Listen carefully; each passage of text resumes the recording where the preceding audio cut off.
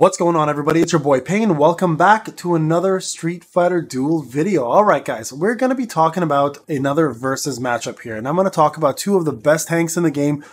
You guys are probably aware who I'm talking about, and that's going to be Zangief versus E Honda. Which one do you want to build first?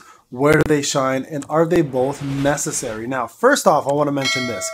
Everybody who's free to play or is brand new is going to be using tanks up to 1540 unless they get Bison earlier. After 1540, most of you are going to use Bison as your tank until 3620, and then from there, you're going to require to set up a second team in PvE. So we're going to talk about PvP and PvE mode and where both of them shine, which one's better than the other, and where you should build them, and if you should build them both. Okay, so first off, let's go through what we normally do and talk about each one. So first, let's talk about Zangief because he's right over here. They are both Thunder faction, just so you're aware.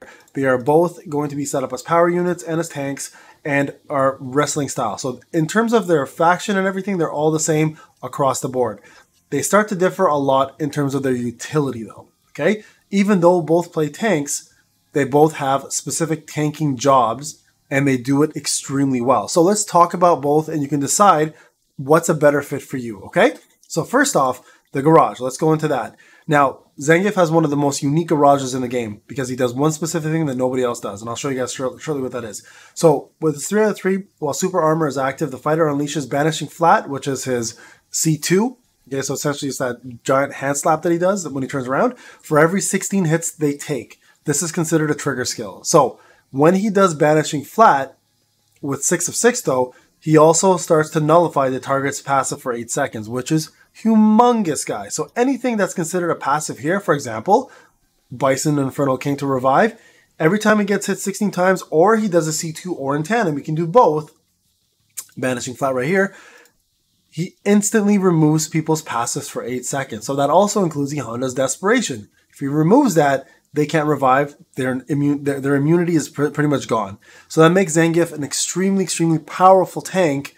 And also, he hits like a monster. Okay, so let's go over his actual skills and let's talk a little bit about them. So the passive that he has is a really good tanking passive. It reduces flame, thunder, and soul damage taken by 20% upon entering battle, lasts until the battle ends. Now, this can also combine with Chun-Li's removal or minus percentage as well, so they stack really well. He can go up to a total of 50% damage reduction on all flame, thunder, and soul damage, okay, with Chun-Li in the team. Increases stat damage reduction to 35, increases stat damage reduction to 50. While Zangief is present though, all allies get the 25% damage reduction until he dies, okay? So in the beginning, he gets it. At the end, they all get it. So add Chun-Li to this little equation, everybody gets minus 50% flame, thunder, and soul damage. Can you imagine how little you would take with this guy and Chun-Li together? The Vortex would absorb practically everything coming in at 50%, okay? So super good as a tank. Let's go to a super. Grabs hold of the nearest target, strikes it 3 times, dealing 331% of attack, then leaps into the air and strikes a single enemy upon landing, deals true damage equal to 386%, and it also gives super armor for 8 seconds. If you don't know what super armor is, we'll show you shortly. Increases the duration of super armor for 10 seconds. Base landing, it now has a chance to stun. So super armor cannot be knocked back. So no knockbacks by MH no knockbacks by Zangief, stuns don't apply, etc. Right? So very important. But he also now does a stun with this move. So really damn cool to have that happen. Now his C1 grabs a hold of the nearest target, strikes it 3 times, dealing damage to 312, and also 75% chance to taunt everyone for 8 seconds. If you don't know what a taunt does, it forces everybody to do basic attacks. Okay? Takes away all their abilities to do skills. They just focus on Zangief himself, and they just do basic attacks for 8 seconds. For every target taunted, the fighter gains defense, is increased by 10% for 8 seconds, stacks up to 5 times. And then after using the skill, the fighter has a 100% chance to taunt instead. The fighter in the enemy back row for 5 seconds, increases damage to 343 of attack. So this does a regular taunt to everybody, but also does the back row as well too at 100%. So really important to note that. One thing also, keeping in mind, is that taunt can be resisted even at 100% if somebody has effect reduction, right? So if they have a higher percentage of that, then it can be resisted even though it's at 100%, okay? Target is forced to attack the enemy. Base chance affected by effect accuracy and effect resistance. That's what it's talking about. Sorry, effect resistance, okay? So keep that in mind. Even though it's 100, effect resistance does affect that. So it's never truly 100 unless the opponent has 0%, which is extremely rare, by the way. And then here's Banishing Flat. Charges up for a heavy palm near the enemy, dealing 1,380% of defense and dispelling 1 debuff. Now, on top of that, if you have the cars, it dispels a debuff, but also negates a passive. So really, really crazy. And this is 100% dispel, by the way. Restores HP up to 100% of damage dealt, which is crazy. Increases restore to 150% of damage dealt. Increases skill to 1,518 of defense. So he is a absolute powerhouse in PvE and PvP. But let's talk about his fighting spirit. And we'll compare who the best ones are. So HP, attack, and defense, only 3, not 4, which is unfortunate. Enemy fighters taunted by Zangief also have their crit rate reduced by 20%, which is huge, guys, right? Because if the crit is reduced, then they do way less damage if they're not getting crits, so crit damage doesn't play a part in it either, right? Assist skill takes effect when the fighter is in assist position. The assist fighter gives 25% of Zangief's defense upon entering the battle. It takes 10% less flame, thunder, and soul damage. I have no idea why I don't have this buffed. Sorry, guys, give me a sec. I should have this buffed. So very important assist skill because it will reduce the damage you take. It also gives you defense. So great for units such as the new Summer Yang, who plays off of defense. So he would get all of this extra bonus on top of it and take less damage from soul, thunder, and flame damage as well too. So very, very good skill for assist, especially for other tanks who are very defense based. So Zangief is definitely going to play as one of the better ones for stat adding for defense especially, okay? So there you go. Now, if you look at his FS10, which will also increase shortly, just give me a second, enemy fighters taunted by Zangief have their effect accuracy reduced by 50%. So that means the burns, bleeds, etc. are reduced by 50%, which is massive, massive, guys. So people like Dawson who depend on that won't be doing as much damage, right? Now, after performing Atomic Drop, Zangief gains Super Armor for 6 seconds. That's the C1. And then after Zangief performs Atomic Drop, other allies gain it for Super Armor for 4 seconds. So the 20 and 30 are not a necessity at all. Banishing Flat is actually what you're going to use. So you can probably stop there unless you want to boost his stats even further, okay?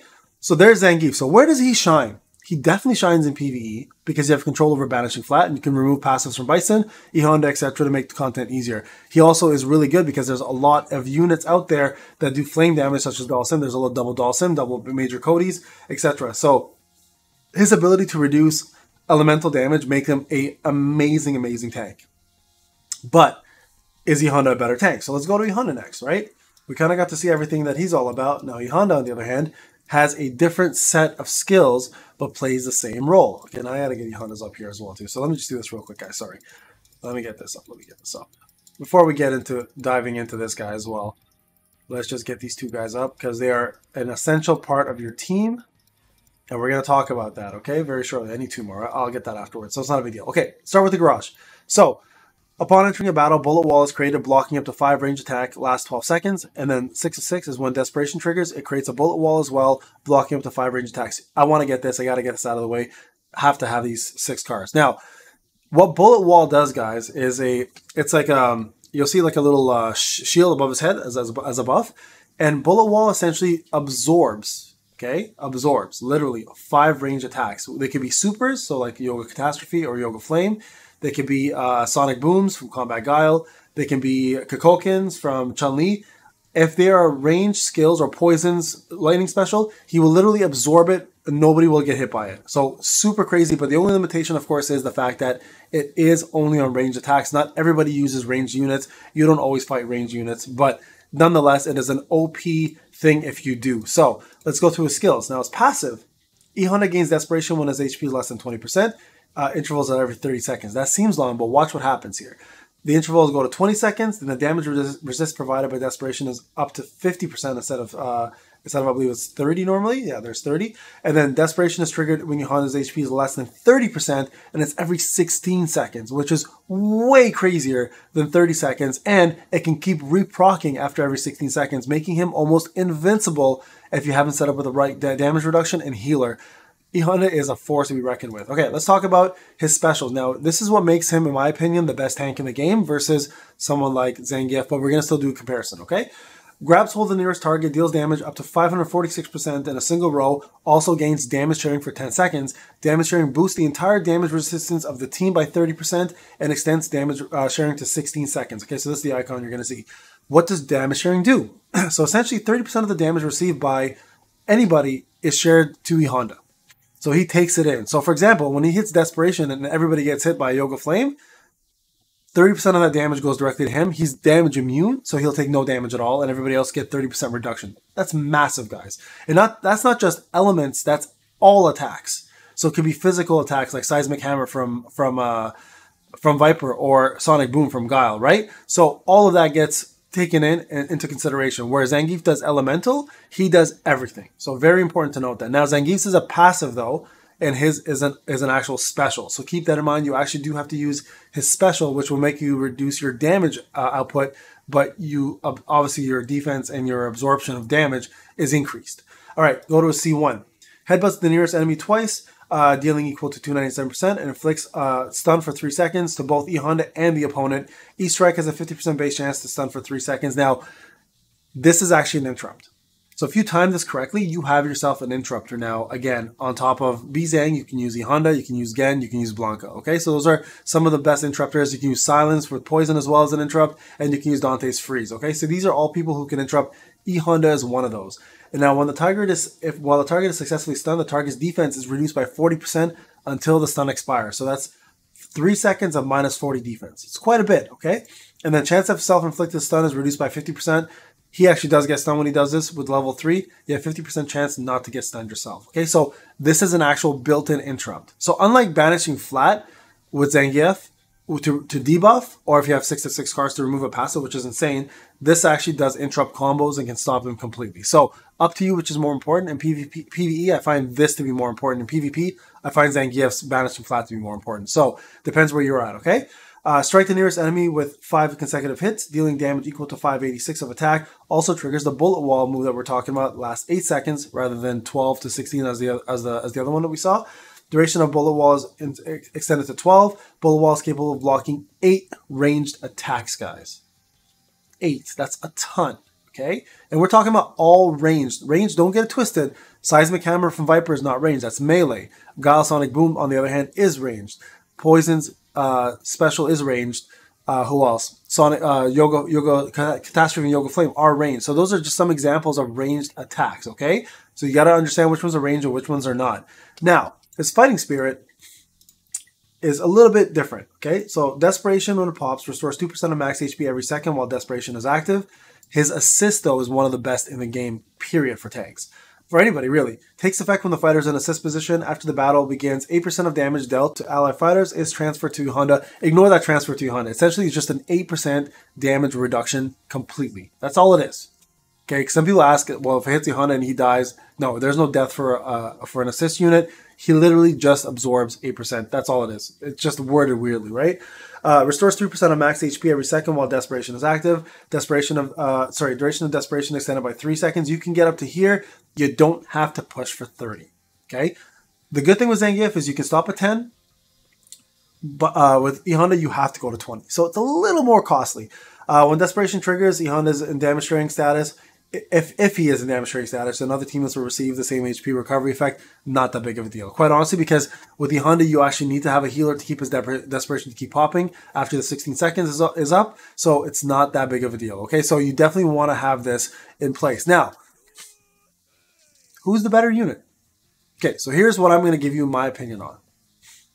In PvE challenge mode, E Honda is better.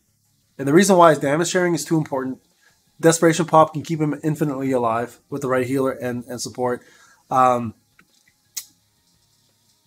sharing, right, as an assist, he can also reduce 8% of the damage coming in.